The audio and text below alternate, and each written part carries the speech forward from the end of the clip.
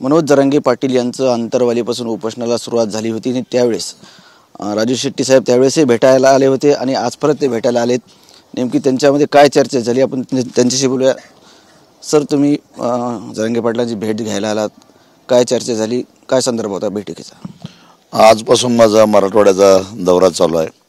अर्थात शेतकऱ्यांचे वेगवेगळे प्रश्न, पीक विम्याचा प्रश्न आहे, कांद्याच्या निर्यात बंदीचा प्रश्न आहे, त्याचबरोबर कापूस सोयाबीनच्या जे भाव पडलेले आहेत त्या संदर्भामध्ये, आणि आम्ही आता संपूर्ण 7/12 कोरा करण्याची मागणी स्वाभिमानी शेतकरी संघटनेमार्फत केली आहे।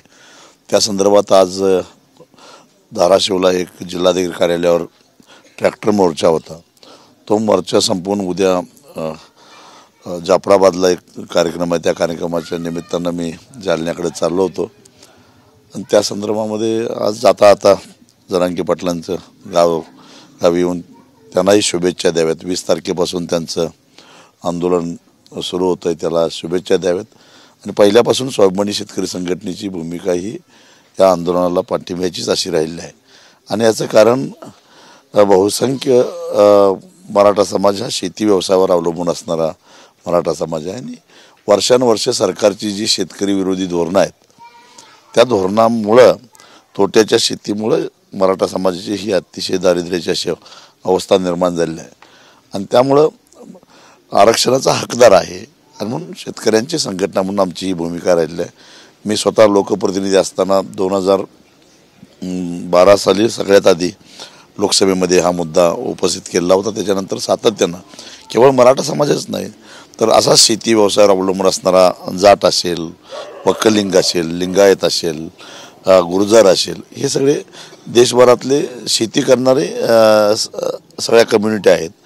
आणि सरकार म्हणजे सगळ्याच पक्षाची सरकार जी आली त्यांचं धोरण नेहमी शेतकरी विरोधीच राहिलं, शेतकरी ग्राहकाभिमुख धोरण राहिलं आणि त्यामुळे शेती तोट्याची गेली, शेती म्हणजे रसातळाला गेली आणि त्यामुळं या सगळ्या शेतीवर अवलंबून असणाऱ्या सगळ्याच जातींची अवस्था अत्यंत वाईट झाली।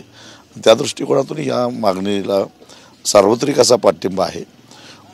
या आंदोलनामध्ये सुद्धा जिथं स्वाभिमानीचे कार्यकर्ते असतील त्या ठिकाणी आम्ही त्याच्यामध्ये सहभागी होऊन त्याला पाठिंब्याचीच भूमिका घेतली। मराठा समाजाला आरक्षण मिळावं याकरता जरांगे पाटील यांनी 26 दिवस उपोषण केलं, सरकारला वेळ वाढवून दिला, परंतु सरकार अजूनही सरसकट जो शब्द आहे सरसकट मराठा समाजाला आरक्षण द्यावं हे काही करत नाही, कुठेही पुढे जात नाही।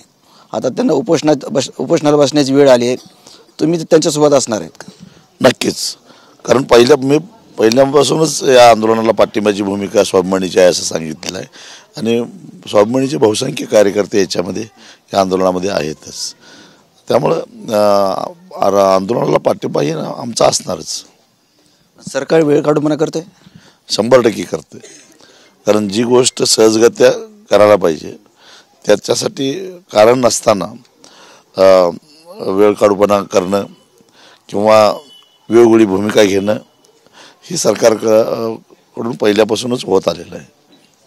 नक्कीच सरकार वेळ काढूपणा करते आणि मनोज जरांगे पाटील यांचं जे आंदोलन आहे त्याला आमचा नेहमीच पाठिंबा राहिलेला आहे असं राजू शेट्टी यांचं म्हणणं आहे। कॅमेरामॅन हर्षलसह संजय सरोदे, TV9 मराठी, जालना।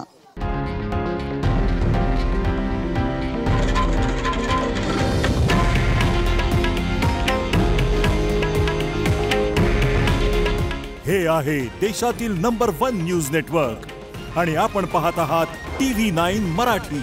काळजी तुमची, हित महाराष्ट्राचं।